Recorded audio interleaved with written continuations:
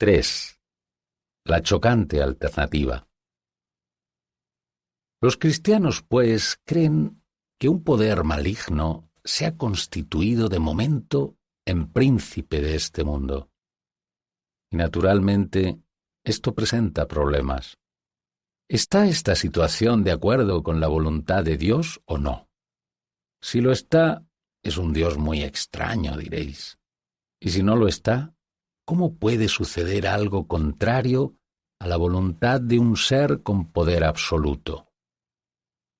Pero cualquiera que haya tenido autoridad sabe que una cosa puede estar de acuerdo con su voluntad en un aspecto y no en otro.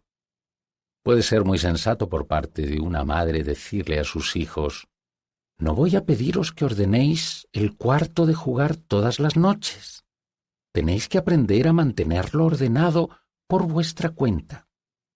Pero una noche entra en el cuarto de jugar y se encuentra el oso de juguete, y la tinta del tintero y el libro de gramática tirados por el suelo. Eso va en contra de su voluntad. Ella preferiría que los niños fueran ordenados, pero por otro lado, es su voluntad la que ha permitido a los niños ser desordenados. Lo mismo sucede en un regimiento, en un sindicato o en una escuela. Si haces que algo sea voluntario, la mitad de la gente no lo hará. Eso no es lo que pretendías, pero tu voluntad lo ha hecho posible. Probablemente lo mismo ocurre en el universo. Dios creó seres con libre albedrío. Eso significa criaturas que pueden acertar o equivocarse. Algunos creen que pueden imaginar una criatura que fuese libre pero que no tuviera posibilidad de equivocarse. Yo no. Si alguien es libre de ser bueno, también es libre de ser malo. Y el libre albedrío es lo que ha hecho posible el mal. ¿Por qué entonces nos ha dado Dios el libre albedrío? Porque el libre albedrío, aunque haga posible el mal, es también lo único que hace que el amor, la bondad o la alegría merezcan la pena tenerse. Un mundo de autómatas, de criaturas que funcionasen como máquinas, apenas merecería ser creado. La felicidad que Dios concibe para sus criaturas más evolucionadas es la felicidad de estar libre y voluntariamente unidas a Él y entre sí, en un éxtasis de amor y deleite, comparado con el cual el amor más arrobado entre hombre y mujer en este mundo es mera insignificancia. Y para ello deben ser libres. Por supuesto que Dios sabía lo que ocurriría si utilizaban mal su libertad. Aparentemente, le pareció que merecía la pena arriesgarse. Tal vez nos sintamos inclinados a disentir de él, pero hay una dificultad acerca de disentir de Dios. Él es la fuente de donde proviene todo vuestro poder razonador. No podríais tener razón y estar él equivocado, del mismo modo que un arroyo no puede subir más alto que su propio manantial. Cuando argumentáis en su contra, estáis argumentando en contra del poder mismo que os capacita para argumentar. Es como cortar la rama del árbol en la que estáis sentados. Si Dios piensa que este estado de guerra en el universo es un precio que vale la pena pagar por el libre albedrío, es decir, por crear un mundo vivo en el que las criaturas pueden hacer auténtico bien y auténtico mal, y en el que algo de auténtica importancia pueda suceder, en vez de un mundo de juguete que solo se mueve cuando él tira de los hilos, entonces podemos suponer que es un precio que vale la pena pagar. Cuando hemos comprendido lo del libre albedrío, nos damos cuenta de la necedad que es preguntar, como alguien me preguntó una vez: ¿por qué hizo Dios a una criatura de tan mala pasta que salió mal? Cuanto mejor sea la pasta de la que está hecha una criatura, cuanto más inteligente, más fuerte y más libre sea esa criatura, mejor será si sale bien y peor será si sale mal. Una vaca no puede ser muy buena ni muy mala. Un perro puede ser mejor o peor. Un niño aún mejor y aún peor. Un hombre corriente mejor y peor todavía. Un genio mejor y peor aún. Y un espíritu sobrehumano mejor o peor que todos los anteriores. ¿Cómo salió mal el poder oscuro? Aquí sin duda hacemos una pregunta a la que los seres humanos no pueden responder con ninguna certeza. Podemos, sin embargo, aventurar una suposición razonable y tradicional, basada en nuestra propia experiencia. En el momento en que tenemos un ego, existe la posibilidad de poner a ese ego por encima de todo, de querer ser el centro, de querer de hecho ser Dios. Ese fue el pecado de Satán, y ese fue el pecado que él enseñó a la raza humana. Algunos piensan que la caída del hombre estuvo relacionada con el sexo, pero eso es un error. La historia del libro del Génesis sugiere que una cierta corrupción de nuestra naturaleza sexual siguió a la caída y fue su resultado, no su causa.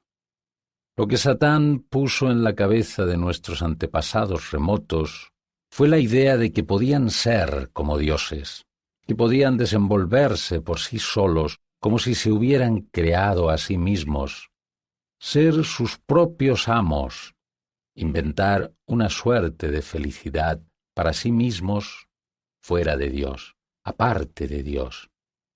Y de ese desesperado intento ha salido casi todo lo que llamamos historia humana.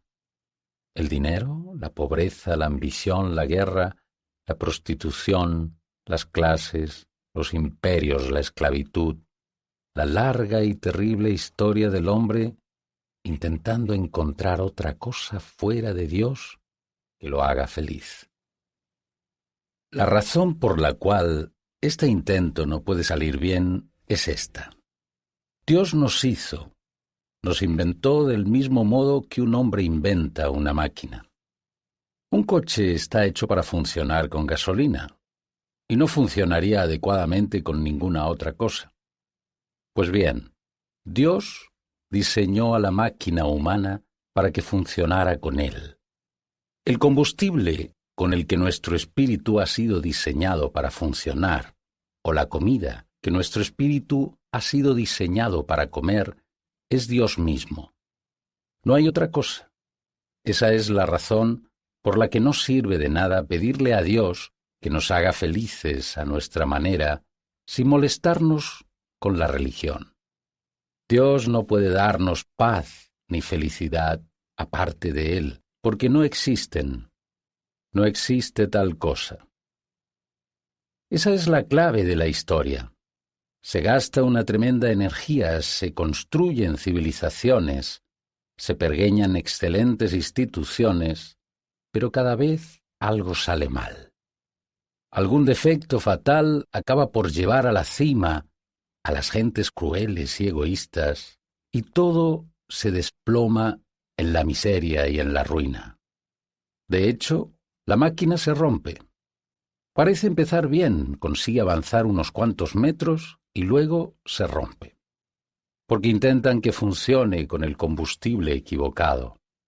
Eso es lo que Satán nos ha hecho a los seres humanos. ¿Y qué hizo Dios? En primer lugar, nos dejó la conciencia, el sentido del bien y del mal, y a lo largo de la historia ha habido individuos que han intentado, algunos de ellos con gran empeño, obedecerlo. Ninguno de ellos lo consiguió del todo. En segundo lugar, Dios envió a la raza humana lo que yo llamo sueños felices.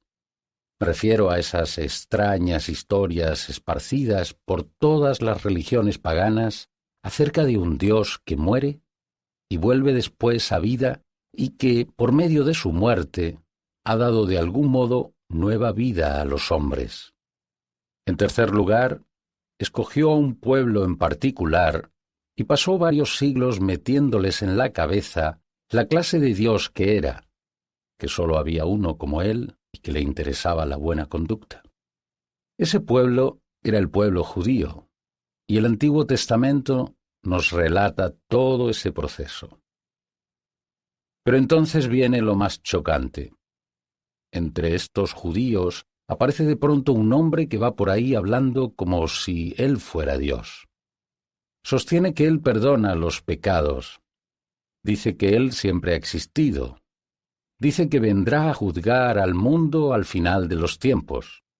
Pero aclaremos una cosa. Entre los panteístas, como los hindúes, cualquiera podría decir que él es parte de Dios o uno con Dios. No habría nada de extraño en ello. Pero este hombre, dado que era un judío, no podía referirse a esa clase de Dios. Dios, en el lenguaje de los judíos, significaba el ser aparte del mundo que él había creado y que era infinitamente diferente de todo lo demás. Y cuando hayáis caído en la cuenta de ello, veréis que lo que ese hombre decía era, sencillamente, lo más impresionante que jamás haya sido pronunciado por ningún ser humano. Una parte de su pretensión tiende a pasar inadvertida porque la hemos oído tantas veces que ya no nos damos cuenta de lo que significa. Me refiero al hecho de perdonar los pecados, todos los pecados. Ahora bien, a menos que el que hable sea Dios, esto resulta tan absurdo que raya en lo cómico. Todos podemos comprender el que un hombre perdone ofensas que le han sido infligidas. Tú me pisas y yo te perdono. Tú me robas el dinero y yo te perdono. Pero ¿qué hemos de pensar de un hombre a quien nadie ha pisado, a quien nadie ha robado nada, que anuncia que él te perdona por haber pisado a otro hombre o haberle robado a otro hombre su dinero? Necia fatuidad es la descripción más benévola que podríamos hacer de su conducta. Y sin embargo, esto es lo que hizo Jesús. Les dijo a las gentes que sus pecados eran perdonados, y no esperó a consultar a las demás gentes a quienes esos pecados habían sin duda perjudicado.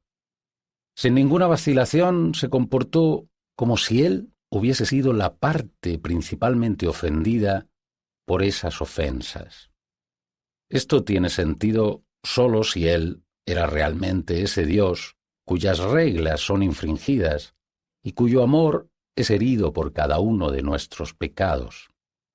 En boca de cualquiera que no fuese Dios, estas palabras implicarían lo que yo no puedo considerar más que una estupidez y una vanidad sin rival en ningún otro personaje de la historia. Y sin embargo, y esto es lo más extraño y significativo, incluso sus enemigos, cuando leen los evangelios, no suelen tener la impresión de estupidez o vanidad. Aún menos la tienen los lectores sin prejuicios. Cristo dice que Él es manso y humilde, y le creemos, sin darnos cuenta de que, si Él fuera meramente un hombre, la humildad y la mansedumbre serían las últimas características que atribuiríamos a algunas de sus enseñanzas. Intento con esto impedir que alguien diga la auténtica estupidez que algunos dicen acerca de él. Estoy dispuesto a aceptar a Jesús como un gran maestro moral, pero no acepto su afirmación de que era Dios. Eso es precisamente lo que no debemos decir. Un hombre que fue meramente un hombre y que dijo las cosas que dijo Jesús, no sería un gran maestro moral. Sería un lunático, en el mismo nivel del hombre que dice ser un huevo escalfado, o si no, sería el mismísimo demonio. Tenéis que escoger. O ese hombre era y es el Hijo de Dios, o era un loco o algo mucho peor. Podéis hacerle callar por necio, podéis escupirle y matarle como si fuese un demonio, o podéis caer a sus pies y llamarlos Dios y Señor. Pero no salgamos ahora con insensateces paternalistas acerca de que fue un gran maestro moral. Él no nos dejó abierta esa posibilidad. No quiso hacerlo.